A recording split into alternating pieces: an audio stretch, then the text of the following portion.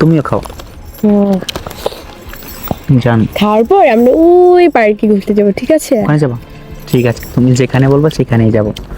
নৌকা আছে না, আমার নৌকা উঠে ঘুরতে খুব ভালো লাগে। ঠিক আছে, তোমার জন্য তো আমি সবকিছু করতে পারি। আর তুমি সামান্য ওই নৌকায় উঠবা, আর এটা কি হয় বলো? অবশ্যই ওটা শোনা জানি। খাও, তুমিও খাও, আমি তোমাকে একটু খাইয়ে দিই। হ্যাঁ,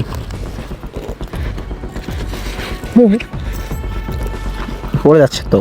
আর খাবো না, ভালো লাগছে না। বাবা তুমি এখন কোথায়? বাবা আমি এখন অফিসে। আমি পার্কে আছি, তুমি এখন পার্কে চলে এসো। কেন বাবা, কি হয়েছে পার্কে? বাবা তুমি আসো, তারপর আমি বলছি। আচ্ছা আচ্ছা ঠিক আছে, তুই ফোন রাখ, আমি এখনই আসছি। আচ্ছা। জান, তুমি না আমার সাথে একদিন দেখা না করলে আমার ভালো লাগে না। আরে টেনশন করো না, এখন থেকে আমরা প্রতিদিন দেখা করব। সত্যি তো? ওই দেখো আমার হাজবেন্ড আসতেছে। আরে ওইদিকে দেখা যাচ্ছে তোমার সৎ ছেলেটা আসতেছে। এই এখন আমরা কি করি কি করি কি করি? এই চলো, আমরা একটা কাজ করি, আমরা এখান থেকে পালিয়ে যাই। হ্যাঁ হ্যালো।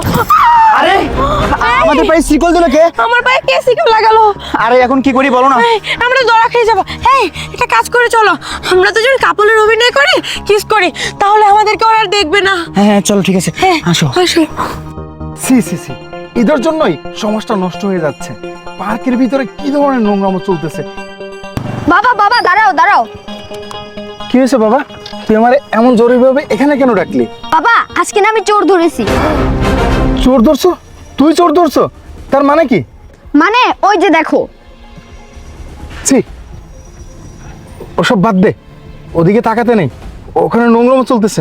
আর না বাবা তুমি বুঝতে পারনি, ওই জায়গায় আমার মা আছে এবং তারপরে আমি শিকল দিয়ে বেঁধে রেখেছি। এই এখানে তোর মা আসবে কিভাবে? তোর মা তো বাসায়। কার না কার পায়ে শিকল দিয়ে রেখেছিস আল্লাহ জানে। এই তুই এত দুষ্টুমি কেন করিস? কেন করিস বলতো? না বাবা আমি দুষ্টুমি করতেছি না, ওটাই আমার মা। এই আর একটা কথা বলবি না, চল বাসায় চল, গাড়ি তোর। আরে বাবা তোমার বিশ্বাস না হলে তুমি চলো, আসো। আরে কি করছিস এসব তুই? আসো তুমি। আরে রাখ না। আর বিশ্বাস করো। আরে দাঁড়া না। এখন বিশ্বাস করলে? সোনালি, তুমি এইখানে এইখানে বসে তুমি নষ্টমি করতেছিলে?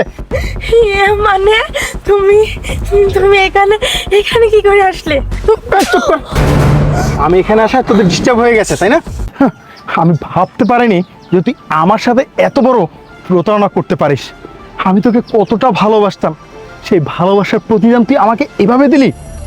একটু আগে যখন এখান থেকে আমি যাচ্ছিলাম তখন আমি ভাবছিলাম হয়তো কোনো কাপল এখানে বসে আছে, হয়তো কোনো প্রেমিক প্রেমিকা এখানে বসে আছে।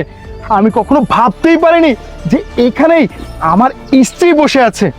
আমি আরও তখন বলছিলাম যে সি সি, সমাজটা এতটা নষ্ট হয়ে গেছে যে পার্কের ভিতরে এভাবে নষ্টামি চলতেছে। কিন্তু না, দেখতেছি যে আমারই স্ত্রী এখানে বসা। আমি কখনো ভাবতে পারিনি যে তুই আমার সাথে এত বড় প্রতারণা করবি, আমাকে তুই এভাবে ঠকাবি, আমার সাথে তুই এত বড় বেইমানি করবি। আজকে আজকে তোদের এই পরকীয়ার সাক্ষী আমার সন্তান তোদেরকে হাতে নাতে ধরছে। তোদের পায়ে যে শিকল দেখতে পাচ্ছিস না, এই শিকলটাও আমারই ছেলে দিছে। আমি বিশ্বাস করি নাই, প্রথমে আমি বিশ্বাস করি নাই। আমি বারবার বলেছি, আমি আমার সন্তানকে বারবার বলেছি না তোর আম্মু এখানে নেই, তোর আম্মু বাসায়। কিন্তু না, আমি ভুল ছিলাম, আমার সন্তান রাইট ছিল। আজকে যদি আহাদ না দেখতো তাহলে আমি কখনোই তোর আসল রূপ দেখতে পারতাম না। আরে এই নষ্ট ছেলে, তুই কি করে পারলি একটা অবিবাহিত ছেলে হয়ে বিবাহিত মহিলার সাথে রিলেশনে জড়াতে? হ্যাঁ, এই তোর ঘরে কি মা বোন নেই? আজকে যদি তোর বোন এমনটা করতো তাহলে তুই কি করতি?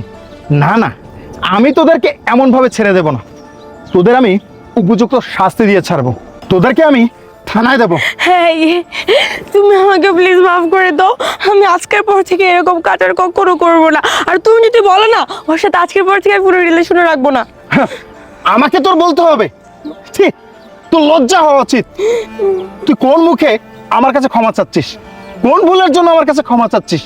তুই কতগুলো ভুল করেছিস তুই নিজেও জানিস না।